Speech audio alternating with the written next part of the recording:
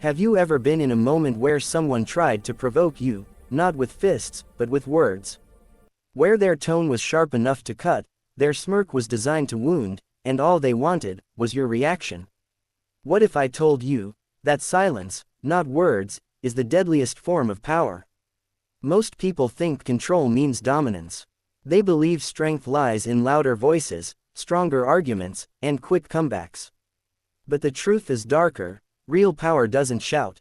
It whispers, it waits, and it wins quietly. There's a story, one most people never hear, about a man named Lucian. Lucian wasn't a warrior. He wasn't rich. He wasn't even liked by many. He was simply calm. Too calm, some would say. And in a world ruled by ego, that calmness made people uneasy. He worked in a place where arrogance wore suits, where every conversation was a hidden competition, and every smile was a mask for envy. Lucian's silence wasn't weakness, it was his shield. But the world around him didn't understand that. They mistook his stillness for surrender. One morning, as the sun spilled gold across the cold concrete of the city, Lucian entered the office, coffee in hand, eyes tired but steady. He was greeted not by good mornings, but by glances, sharp, judgmental, waiting for him to trip. His coworker, Marcus, leaned against the wall, confident, loud, the kind of man who filled every space he entered. Marcus thrived on reactions. He provoked, mocked, and tested everyone, feeding on their irritation like a parasite feeds on attention. That day, Marcus decided Lucian would be his target. "Hey, quiet man," he said, voice dripping with false charm. "Do you ever speak, or are you afraid your words will disappear in the air?" The room chuckled. Everyone looked. Lucian didn't. He simply took a sip of coffee, his eyes meeting Marcus's, not in challenge, not in fear, but in quiet understanding. That stare, calm, emotionless, unreadable, unnerved Marcus more than any insult could. Because when you cannot read a man, you cannot control him. Marcus laughed again, trying to pull attention back to himself. But it was too late. Something about Lucian's stillness shifted the air. It was subtle, but powerful. Marcus had wanted control, but suddenly, it felt like he was the one being observed, not the observer. That's the thing about stillness, it flips the mirror. It forces others to confront their own noise. In that silence, Marcus's laughter began to sound hollow. Lucian didn't fight back, he didn't explain, he didn't defend, he simply existed, fully, presently, like a mountain facing a storm. And in that moment, something invisible happened. The room began to respect what it could not define. Later that day, someone asked Lucian how he managed to stay calm while being humiliated. He smiled faintly and said, "Control is not about winning battles. It's about choosing which wars are worth fighting." Those words lingered like smoke, light but impossible to ignore. What Marcus didn't understand, what most people never do, is that Stoicism is not silence born of fear. It is silence born of power. When you refuse to react, you deny the other person control over your emotions. And that denial is the purest form of dominance. Lucian didn't seek revenge. He didn't seek validation. He simply walked his path, untouched by noise. But fate has a way of testing the calmest souls, and soon, his silence would be pushed to its limit. Days passed, and Lucian continued his quiet rhythm, working, observing, existing without noise. He was polite but distant, focused but detached. To him, peace was a discipline, a daily practice. But to others, it was a mystery they couldn't solve. You see, people don't fear anger. They understand it. Anger is predictable. It shouts, it breaks, it reveals itself. But silence is unpredictable. It's like standing before a still lake and realizing you can't see the bottom. Marcus couldn't stand it. Every day, Lucian's calmness reflected back his own chaos, and that mirror was unbearable. He needed Lucian to break. He needed him to react, to prove he wasn't invincible. So, the games began. Small insults, subtle sabotage, a document, accidentally, deleted. A meeting invitation, forgotten. Marcus spread whispers, that Lucian was arrogant, that his silence was pride disguised as peace. The office began to shift. Where once there was curiosity, now there was distance. People started to see Lucian's calmness as coldness, his focus as superiority. One afternoon, while the sun burned through the office blinds, Marcus made his final move. During a team meeting, in front of everyone, he spoke with a poisonous smile. "Lucian, maybe you'd like to share your thoughts. Oh wait, I forgot, you prefer not to speak unless it's to yourself." Laughter rippled through the room. It was the kind of laughter that cuts deeper than words, because it carries the weight of judgment. Lucian looked up, eyes steady, face unreadable. Inside him, there was a flicker, not of anger, but of awareness. He realized that silence, while powerful, also isolates. That in a world ruled by noise, quietness can make you a target. But instead of reacting, he smiled. Not a mocking smile, a calm, knowing one. And then he said, softly, "A storm doesn't announce itself before it destroys. It simply arrives." The laughter stopped. The silence that followed was heavier than any insult. Marcus's smirk faltered. Something about Lucian's tone, the certainty, the weight, made him uneasy again. Because for the first time, he felt what true control sounded like, measured, intentional, and unshakable. Lucian wasn't fighting back, he was teaching. Not through words, but through presence. He understood a truth lost to most, that people who seek to control you only succeed when you let them set the tempo of your mind. And in that moment, the tempo belonged entirely to Lucian. That night, as he walked home under the dull city lights, Lucian thought about what had happened. He felt no pride, no triumph, just quiet clarity. He remembered something he once read in the writings of Epictetus. If someone succeeds in provoking you, realize that your mind is complicit in the provocation. Lucian whispered to himself, "They can touch my reputation. They can touch my comfort. But they cannot touch my peace, unless I offer it." Yet deep inside, a new unease began to form. He was starting to sense that the more he remained unshaken, the more the world around him would try to shake him. Because peace, in a chaotic world, is not admired. It's challenged. And soon, Lucian would learn that even the strongest silence has a breaking point. Not because it loses control, but because sometimes, the world forces you to prove that calm does not mean powerless. The morning was colder than usual.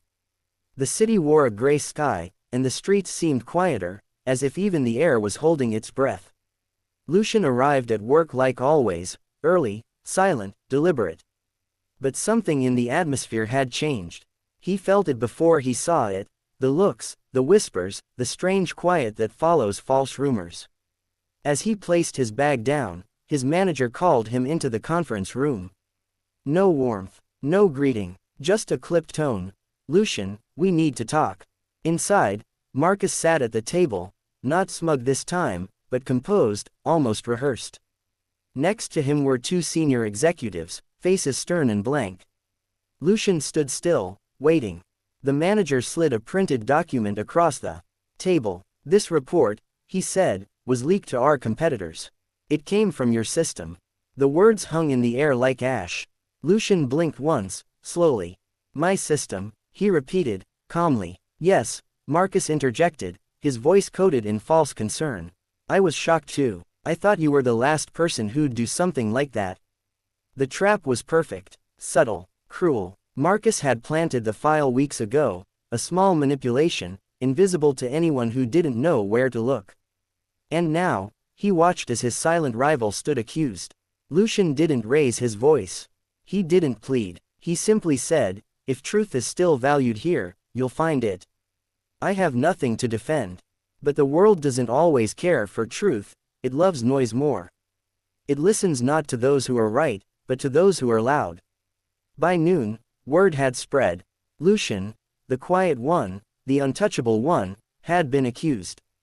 And just like that, his silence became the perfect canvas for everyone's doubts. People whispered, "He never talks much, maybe he's hiding something. He's too calm, that's not normal.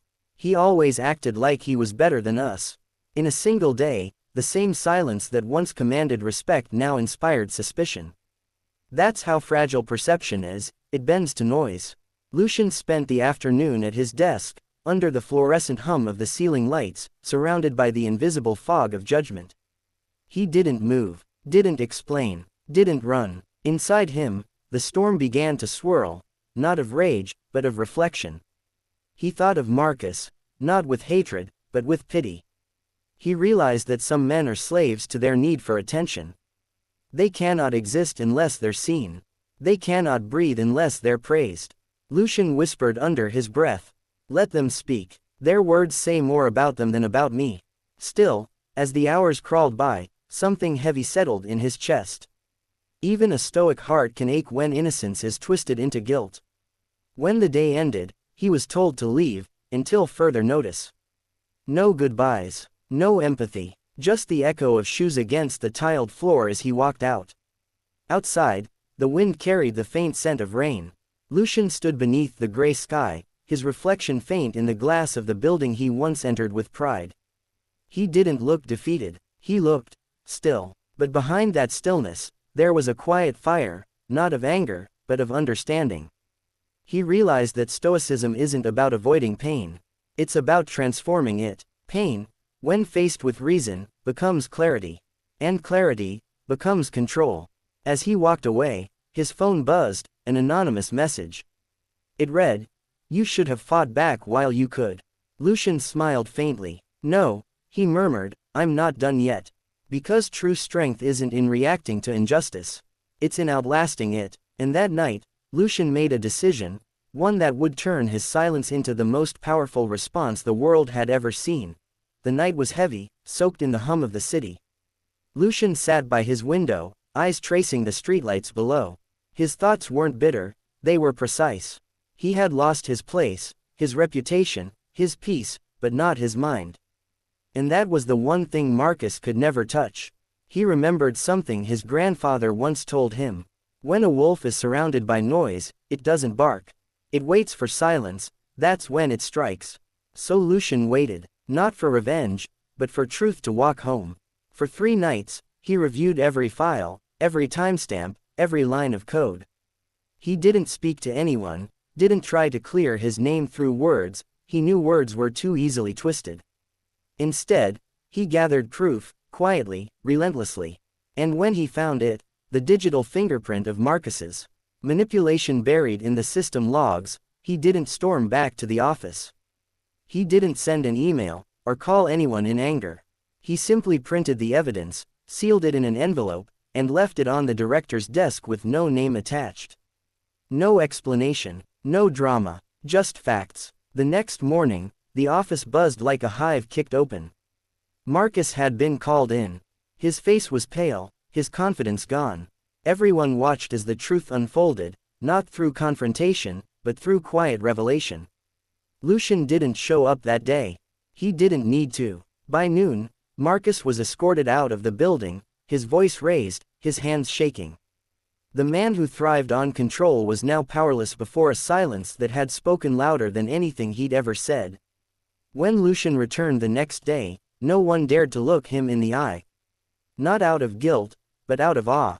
He walked through the office calmly, like nothing had happened. And in truth, for him, nothing had. Because real peace doesn't come from victory, it comes from knowing you never lost yourself in the fight. His manager approached him quietly. "We owe you an apology."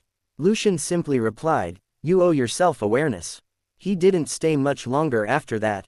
He handed in his resignation, not as an escape, but as evolution.